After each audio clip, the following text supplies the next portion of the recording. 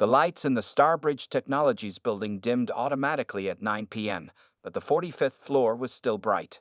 Maria Washington pushed her cleaning cart out of the service elevator, her comfortable shoes making no sound on the expensive marble floor. She had cleaned these halls for 3 years now, and she knew every corner, every desk, and every secret this floor held. Tonight was like any other night. The young executives were still working late, trying to impress their bosses with their dedication. Their empty coffee cups and takeout containers littered the desks, waiting for Maria to clean them up. She heard laughter from the break room as she approached. The door was slightly open, and voices drifted out. "Did you see her today? Always shuffling around with that cart," said Linda Carter, one of the junior executives. The sound of someone setting down a coffee mug followed her words. "Yeah, I don't get why they don't just use cleaning robots like normal tech companies," Alan Davidson replied. "It's not like she does anything special." Maria kept pushing her cart, her face calm and peaceful. She had learned long ago that being invisible had its advantages. People said all sorts of interesting things when they thought no one important was listening. She worked methodically, starting with the western corner offices. Each movement was precise and practiced. To anyone watching, she was just another cleaning lady doing her job. They didn't notice how her eyes scanned every document left on the desks, or how she remembered every detail of the conversation she overheard. The cleaning cart's wheels squeaked slightly as she turned toward the executive wing. Maria pulled out her special key card, the one meant only for cleaning stuff, and swiped it through the reader. The light turned green, and she entered the hallway leading to the CEO's office. Richard Bennett's office was her last stop every night. The CEO of Starbridge Technologies liked everything spotless, and he wasn't shy about complaining if even a speck of dust remained on his desk. Maria had heard him yell at 3 different cleaning ladies before she took over this floor. None of them had lasted more than a month. She opened his office door and wheeled her cart inside. The large room was dark except for the city lights streaming through the floor-to-ceiling windows. Maria flicked on her cleaning lights, soft LEDs that wouldn't draw attention from outside, and began her work. The desk was cluttered tonight, which was unusual. Mr. Bennett normally kept everything in perfect order. Maria carefully noted the positions of every paper and device before moving them to clean underneath. A small tablet caught her attention. It was different from the usual corporate devices, with an odd metallic sheen that seemed to shift colors in the light. As she picked it up to dust under it, the screen flickered to life. Strange symbols scrolled across it, definitely not any Earth language she recognized. Maria's heart beat faster, but her hands remained steady as she took out her phone and snapped several quick pictures. The sound of voices in the hallway made her freeze. She quickly put the tablet back exactly where she had found it and moved to empty the trash can. The office door opened, and Richard Bennett walked in with 2 other executives. They stopped short when they saw her. "What are you doing here?" Bennett demanded, his voice sharp. "Just cleaning, sir," Maria said, keeping her eyes down. "Almost finished." "Well, hurry up and get out. We have important business to discuss." "Yes, sir. Sorry, sir." She gathered her supplies quickly, but not too quickly. A cleaning lady in a hurry would draw attention. As she pushed her cart toward the door, Linda Carter and Alan Davidson appeared in the doorway. They stepped aside to let her pass, but not before Maria heard Alan whisper, "There goes the invisible woman." Linda's snicker followed Maria down the hall. Back in the service area, Maria locked her cart in its usual spot and headed to the employee locker room. She changed out of her cleaning uniform into simple street clothes. Only when she was in her car, driving away from the Starbridge Technologies building, did she allow herself to smile. She pulled into an underground parking garage 20 minutes later, driving to a specific spot on the lowest level. A man was waiting there, leaning against a plain black car. "How was your night, Maria?" Peter Martinez asked as she got out of her car. "Very interesting," she replied, her voice different now, clearer, more confident. "I think we finally found what we've been looking for." She pulled out her phone and showed him the pictures of the strange tablet. Peter's eyes widened as he swiped through them. "Are these what I think they are?" "Zixtal communication protocols," Maria confirmed. "They're not even trying to hide it anymore." Bennett had it sitting right on his desk. "Careless," Peter said, shaking his head. "They're getting overconfident." "That's good for us," Maria replied. "The more careless they get, The more evidence we collect. How's Sam doing with the financial traces? Samantha's found some interesting patterns in their quantum computing division. Large amounts of data being transferred to offshore servers during weird hours. She's tracking the endpoints now.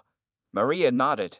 After 3 years of undercover work, they were finally getting close to proving that Starbridge Technologies was selling Earth's technological secrets to the Zixtal Empire. We'll need to move carefully, she said. Bennett's planning something big. I overheard him telling his executives to clear their schedules for next Friday. You think that's when they're making their move? Maybe.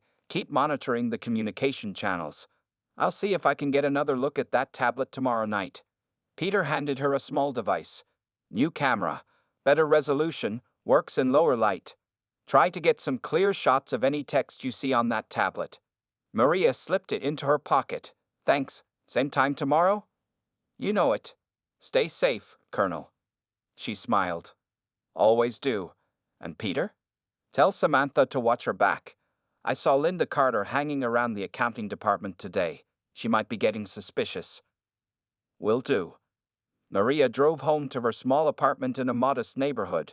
Nothing about the building or her unit suggested that its occupant was anything other than what she appeared to be, a hard-working cleaning lady trying to make ends meet. Inside, she made herself a cup of tea and sat down at her kitchen table. She pulled out a worn notebook and began writing in it, using a code she had developed years ago. Every detail of her night went into the notebook, conversations overheard, documents glimpsed, the strange tablet, and Bennett's unusual behavior. As she wrote, she thought about Linda and Alan, and all the others who looked right through her. She thought about how they would react when they learned who she really was. But that didn't matter now. What mattered was stopping Bennett before he could sell out humanity to the Zixtal Empire. Maria Washington, Colonel in the United States Space Force and Director of Interstellar Security, took another sip of her tea and continued writing. She had a lot of work to do before tomorrow night, when she would once again become the Invisible Woman, pushing her cart through the halls of Starbridge Technologies, gathering the evidence that would bring down a traitor. The city lights twinkled outside her window, and somewhere up there, beyond the stars, the Zixtal Empire was waiting. But they didn't know about Maria Washington. They didn't know about the cleaning lady who saw everything. And that was exactly how she wanted it to stay, for now. Maria sat in her small kitchen the next morning, drinking coffee and looking at old photographs. The images were spread across her table, showing a different life, a different Maria. In one photo, she stood proudly in her military uniform, receiving a medal from a general. In another, she was in a high-tech control room, surrounded by screens and important-looking people in suits. 20 years ago, everything had been different.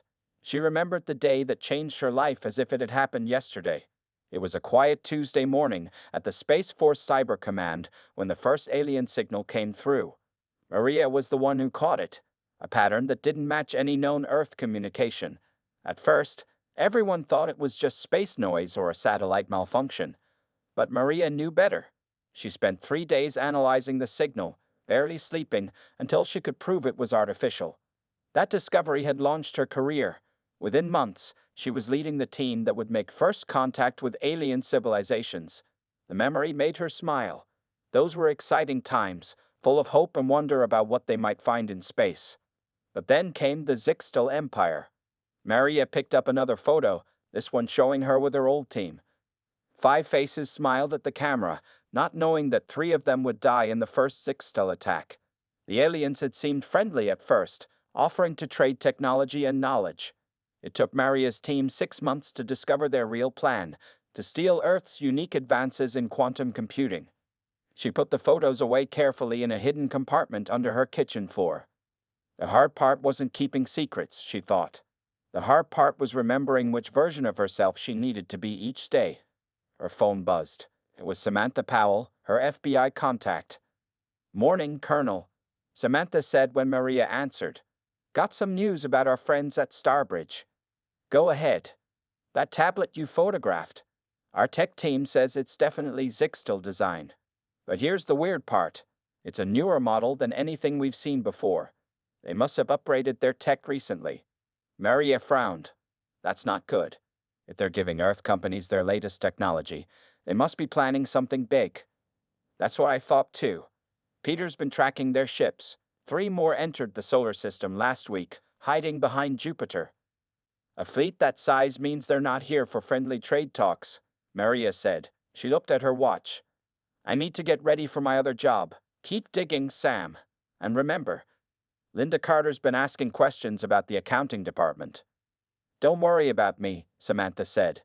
I'm just a boring accountant who likes to work late. No one looks twice at me. After hanging up, Maria got ready for her day job. Before becoming the night cleaning lady at Starbridge, she worked as a lunch server at a small diner 10 blocks away. It was another perfect cover. No one expected a person working 2 humble jobs to be a high-ranking military officer. The diner was busy as usual. Maria tied on her apron and got to work, taking orders and serving food. Her simple smile and quiet manner made her forgettable to most customers. But she never forgot her face, and she noticed when Alan Davidson walked in with another Starbridge executive she didn't recognize. They sat in her section. Maria grabbed her notepad and walked over, keeping her eyes slightly downcast. What can I get you, gentlemen? She asked in her cleaning lady voice.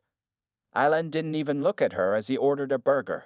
His companion, however, studied her face for a moment too long. Maria felt a tiny warning bell go off in her mind. Back in the kitchen, she sent a quick text to Peter. New player at the diner. Run facial recognition on security cameras. She served their food and kept an eye on their conversation while helping other customers. The new man spoke very little, but she noticed how his eyes moved around the room, checking exits and scanning faces. He moved like someone with military training.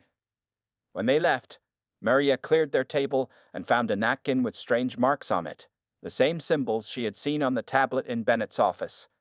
That evening, before her cleaning shift, Maria met with Peter and Samantha in their usual spot in the parking garage. The man from the diner, Peter said, showing her his tablet. John White, supposedly a new VP at Starbridge. Except John White didn't exist 3 months ago. Zixtal agent? Samantha asked. Probably, Maria said. He moves like someone trained for combat, and he was too interested in studying everyone's faces. The napkin he left had Zixtal writing on it. They're getting bolder, Peter said. First the tablet, now this. What are they planning? Maria adjusted her cleaning uniform. That's what I'm going to find out tonight. Sam, did you plant the bug in the accounting computers? Yesterday. If they access any sensitive files, we'll know. Good. Peter, keep monitoring their ships behind Jupiter. If they make any moves, I want to know immediately. As Maria rode the service elevator up to the 45th floor that night, she thought about her old team. She had promised herself that their debts wouldn't be for nothing. The Zixtal Empire had fooled them once with false promises of friendship. She wouldn't let them fool Earth again. The floor was quieter than usual when she started her cleaning rounds. Most of the offices were dark, except for the glow of computer screens. Maria worked slowly, carefully checking each room. When she reached Linda Carter's office, she found it unlocked and empty. Strange. Linda always worked late on Wednesdays. Maria heard voices coming from the conference room down the hall. She pushed her cart closer, pretending to clean the nearby water fountain. The quantum core transfer has to happen Friday, she heard Bennett say. The Zixtal ships are in position. What about security? That was the new man, John White. The cleaning staff have access to this floor. They're invisible, Linda Carter's voice replied. Nobody pays attention to them, especially that old lady, Maria. She barely speaks English. Maria smiled to herself as she wiped down the water fountain. If they only knew that she spoke not only perfect English but also 3 alien languages, including Zixtal. Still, White insisted, we should clear the building Friday night. No witnesses. Fine, Bennett said. Send everyone home early. Say it's a reward for good work or something. Maria wheeled her cart away before they could exit the conference room. Her mind was already racing, planning. Friday. They were making their move on Friday, just as she had suspected. But now she knew the Zixtal ships were involved. Later that night, in the safety of her car, she called an encrypted number. This is Colonel Washington, she said. Authorization code Sierra 9 Delta 4.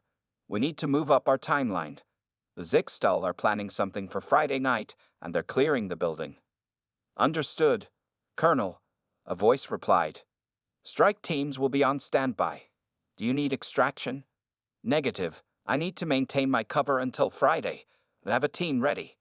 This might be our only chance to catch them in the act.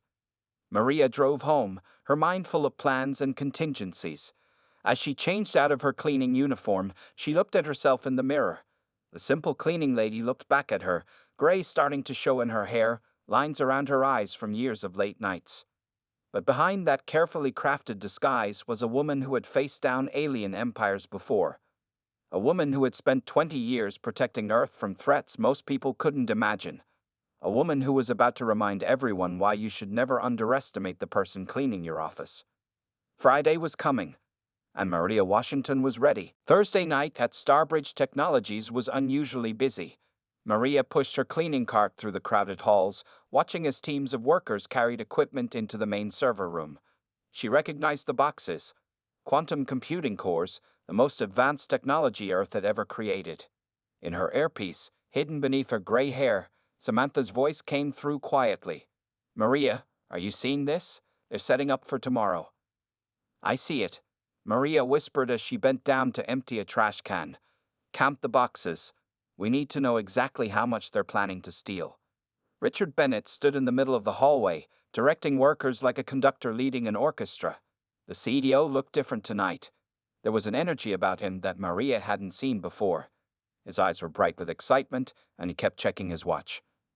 "Careful with those," he shouted at two workers carrying a large silver case. "That's worth more than your lives." Maria slowly worked her way closer to Bennett's office. Through the glass walls, she could see John White talking on a strange-looking phone. His lips moved in the complex patterns of the Zixtal language. Maria wished she could get closer to hear what he was saying, but it would be too suspicious for the cleaning lady to linger there. Linda Carter hurried past, almost bumping into Maria's cart. "Watch where you're going," she snapped, not even looking at Maria's face. She was carrying a stack of papers, and one fell to the floor as she rushed by. Maria waited until Linda was gone before picking up the dropped paper.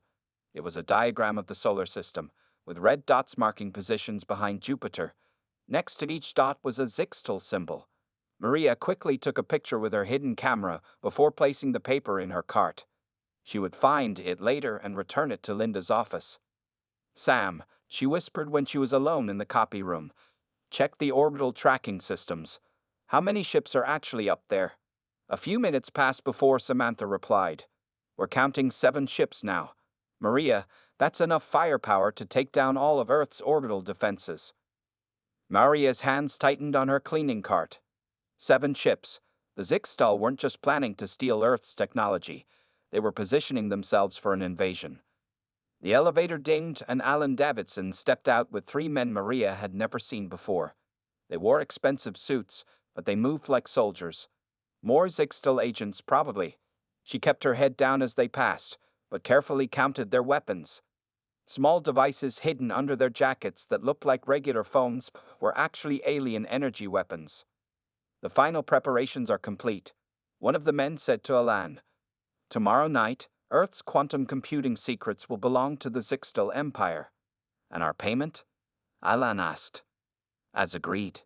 You and the other executives will be given positions of power once we establish control. Your planet's primitive technology will finally be put to proper use." Maria pretended to mop the floor, moving slowly to hear more of their conversation. "What about the workers?" Alan asked. "Some of them must suspect something." The Zixtal agent smiled. It wasn't a pleasant smile. "The lower levels will be sealed during the transfer. If anyone tries to interfere, they will not survive. Simple and clean."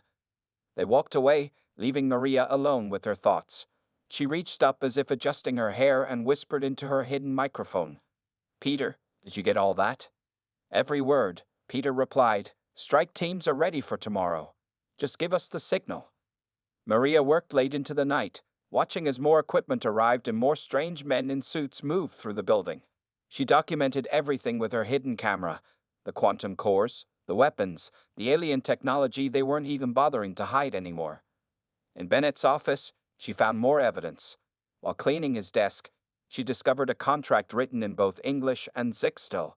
It promised Bennett and his loyal executives not just money, but power.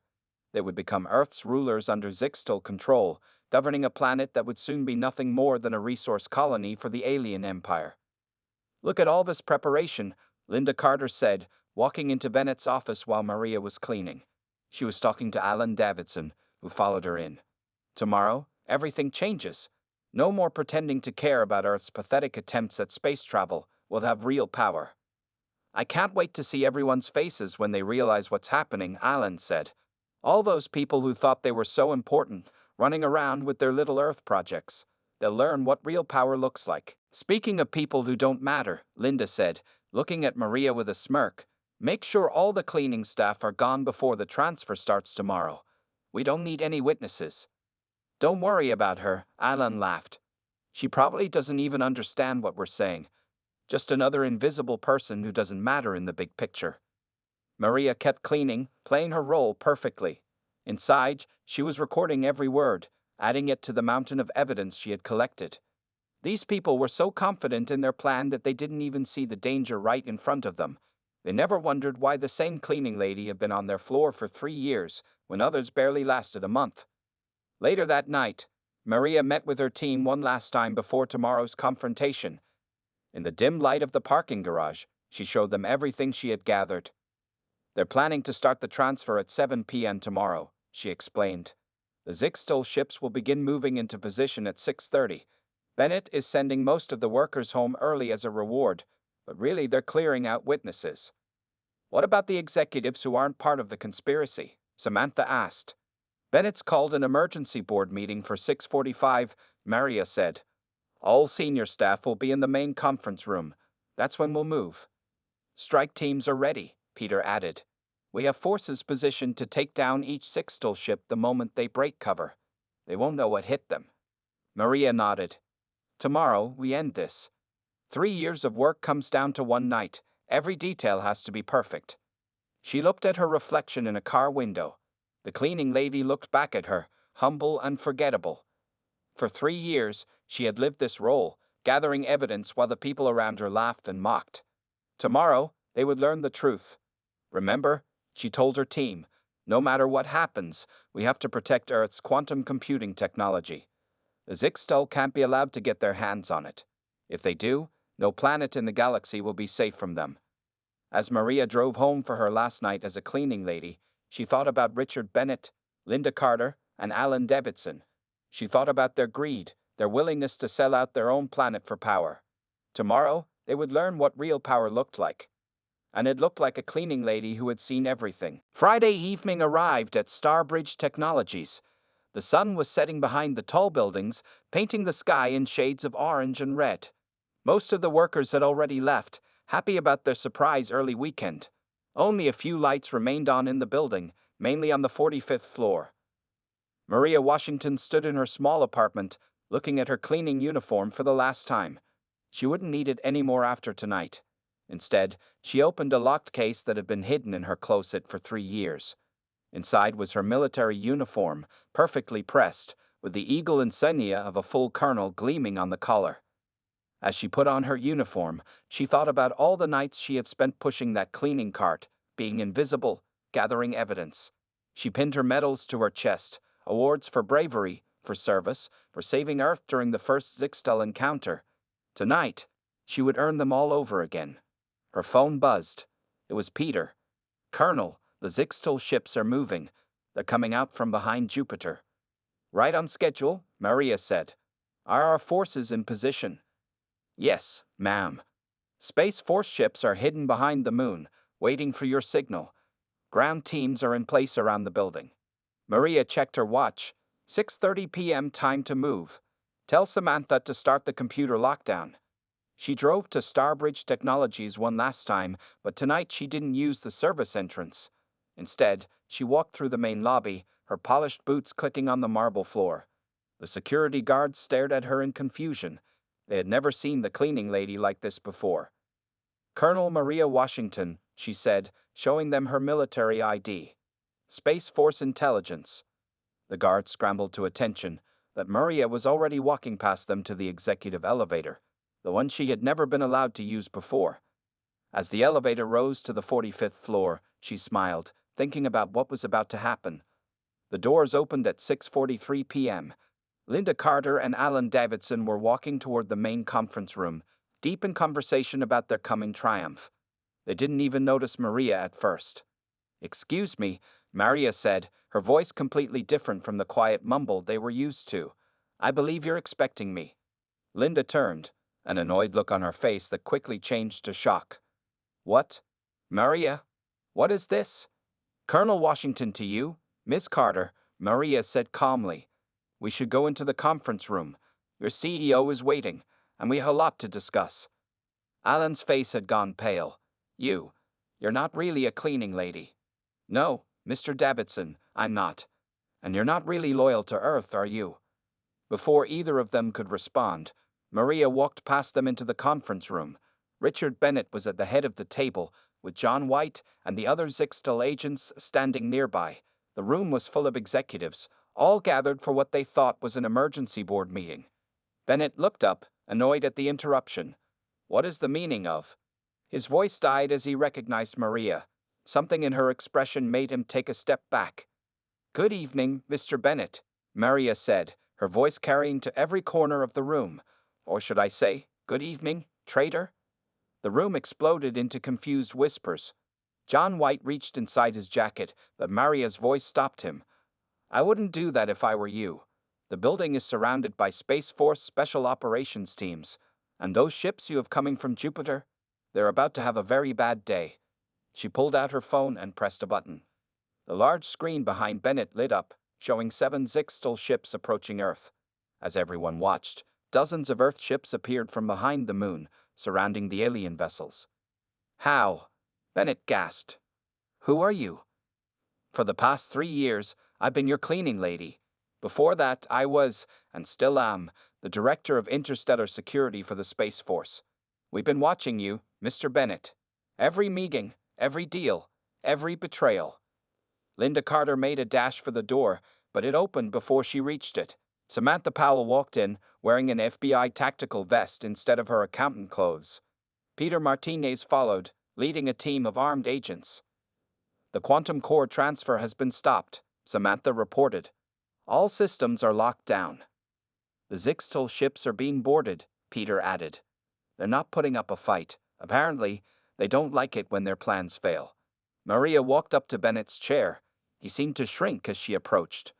"Richard Bennett, as a commissioned officer of the United States Space Force and under the authority of the Interstellar Security Act, you are hereby relieved of your position as CEO of Starbridge Technologies.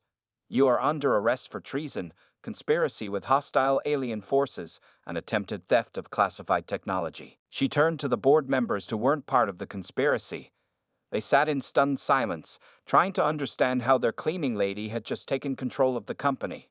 "Ladies and gentlemen, for 3 years I have watched this company. I've seen the honest work most of you do, and I've seen the corruption that nearly destroyed everything you built. As of this moment, Starbridge Technologies is under military protection. Those of you who were not involved in the conspiracy will be cleared to continue your work. Those who were involved." She looked at Linda and Alan, who were being handcuffed by FBI agents. "Well, they'll have plenty of time to think about their choices in prison." John White snarled something in the Zixtel language. Maria responded in the same tongue, her pronunciation perfect. The alien agent's eyes widened in shock. "Yes," Maria said, switching back to English. "I understand everything you've been saying. Every plan, every secret meeting. Did you really think we wouldn't notice your ships hiding behind Jupiter? Earth isn't the primitive planet it was 20 years ago. We learned from our first encounter with your kind." More agents poured into the room, taking control of computers and documents. Bennett, Linda, Alan, and the Zixtel agents were led away in handcuffs. The other executives sat in stunned silence, watching as 3 years of secrets unraveled before their eyes. Maria stood at the head of the conference table, where Bennett had been just minutes before.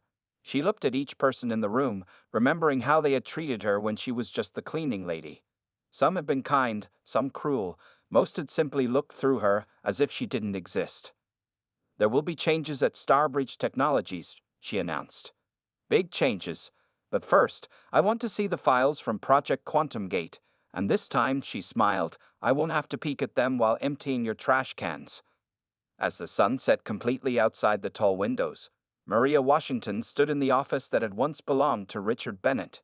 She looked down at the city below, thinking about all the people who had no idea how close they had come to alien domination. They would never know about the cleaning lady who had saved them. And that was exactly how she wanted it. 1 month had passed since the night Maria Washington revealed her true identity at Starbridge Technologies. The morning sun streamed through the windows of what had been Richard Bennett's office. Now, a simple nameplate on the desk read Colonel Maria Washington, Interim CEO. Maria sat at her desk, reviewing reports about the company's recovery. The transition hadn't been easy, but things were finally settling down.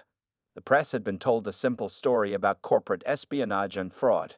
The public didn't need to know how close Earth had come to a Zixtal invasion.